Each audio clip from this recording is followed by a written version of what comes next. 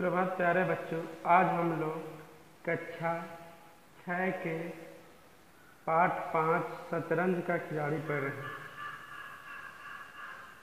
भाषा लिखित प्रस्तुत आख्यान हिंदी अनुवाद अमर गोस्वामी जी ने किया है। इसके शतरंज के खिलाड़ी विश्व विजेता विश्वनाथ आनंद के जीवन की छोटी सी झलक प्रस्तुत की गई है। पद्म श्री, अर्जुन और राजीव गांधी खेल रत्न जैसे पुरस्कारों से सम्मानित भारत के पहले ग्रैंड मास्टर विश्वनाथ आनंद ने विश्व के सभी चोटी की खिलाड़ी यहाँ तक कि कंप्यूटर को हराया। यहाँ आकर देखो मैं तुम्हारे लिए क्या लाई हूँ, आनंद की माँ ने उसके लिए बोली। किसी भी 6 वर्ष के बच्चे की तरह आनंद भी यह देखने के लिए दौड़ा माँ उसके लिए क्या विशेष वस्तु लाई है। माँ ने थैले से एक चौकोर डिब्बा बाहर निकाला। आनंद प्रशंसा से चिल्लाया, मैं देखूंगा इसमें क्या है, क्या मुझे देखने दो। उसकी माँ ने एक डिब्बा लाई, उसकी माँ ने, और 6 वर्ष के बच्चे आनंद ने यह देखने के लिए दौड़ा कि उस डिब्बे में क्या विशेष वस्तु है। माँ के थैले से एक चौकोर डिब्बा निकलता है और आनंद प्रशंसा से चिल्लाया, मैं देखूंगा इसमें क्या है, मैं देखूंगा इसमें क्या है। माँ ने हंसते हुए उस डिब्बे को मेज पर धीरे से रख दिया।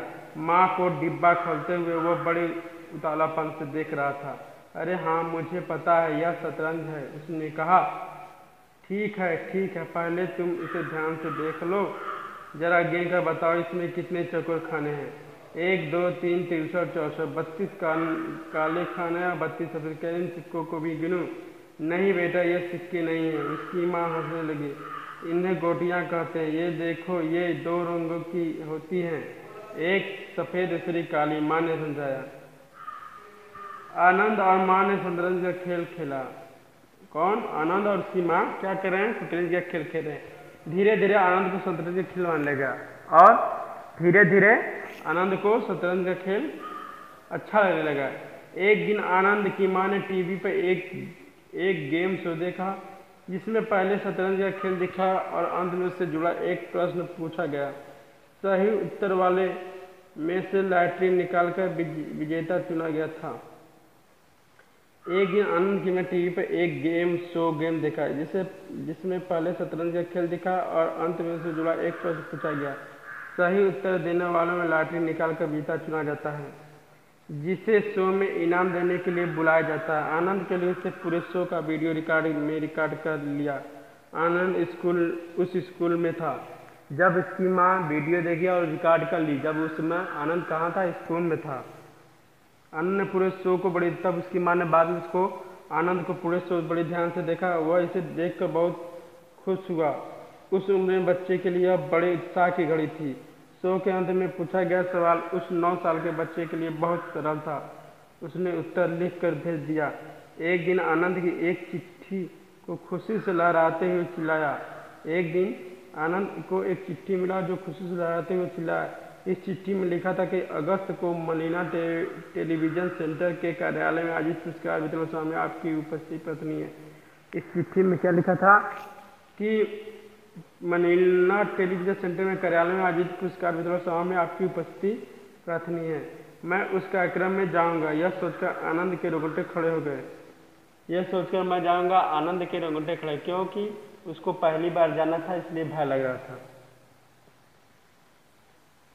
समारोह के दिन अपनी मां के साथ टीवी केंद्र पहुंच गया। समारोह के आयोजक ने उसका परिचय कराया। इनाम में शतरंज पर लिखी एक किताब दी।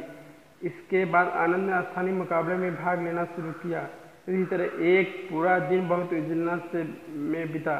वह काफी घबराया हुआ था। तुम्हें शांत रहना चाहिए और खेल का आनंद लेना चाहिए। अपने विरुद्ध खेलने वाले खिलाड़ी के नाम और प्रसिद्धि से घबराना नहीं चाहिए। समझदारी से खेलकर ही जीत हासिल की जा सकती है। तुम्हें शांत रहना चाहिए और खेल का आनंद लेना चाहिए। अपने विरुद्ध खेलने वाले खिलाड़ी के नाम और प्रसिद्धि से घबराना नहीं चाहिए। समझदारी से खेलकर ही जीत हासिल की जा सकती है। तुम्हें केवल डटे रहना होगा, माँ ने उसे समझाया। आनंद की दृष्टि सामने रखे मोहरे पर थी। वह उत्सुकता से सोच रहा था, मगर वह अपने घोड़े को उस खाने में रखेगा तो मुझे उसे मात देने का अवसर मिल जाएगा। उसका दिमाग सामने वाले खिलाड़ी के अगली चाल का हिसाब लगा रहा था, मगर इसके साथ ही उसे ध्यान आया कि नहीं, वह वह कुछ भी चलने से जैसे बेवकूफ़ी नहीं करेगा, क्योंकि वह पिछली बार का विजेता है।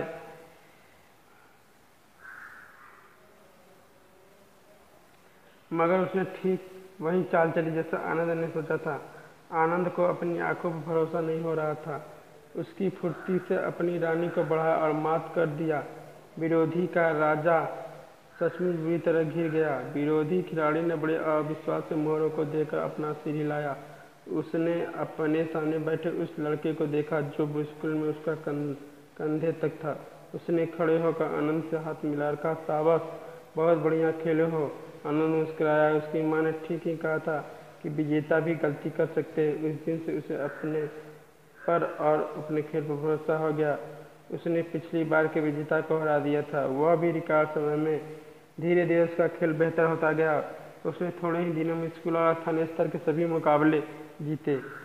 धीरे धीरे उसका खेल बेहतर होता चला गया और स्थानीय और सभी मुकाबले जीतता चला गया और उसका मनोबल बढ़ता चला गया।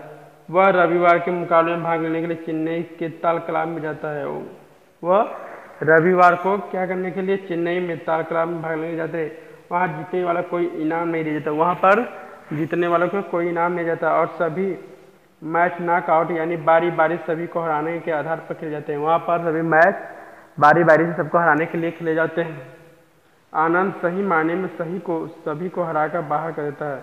आनंद सही मायने में सभी को हराकर बाहर कर देता है। वहाँ से उसका अगला कदम अंतर्राष्ट्रीय मुकाबले में हिस्सेदारी का था।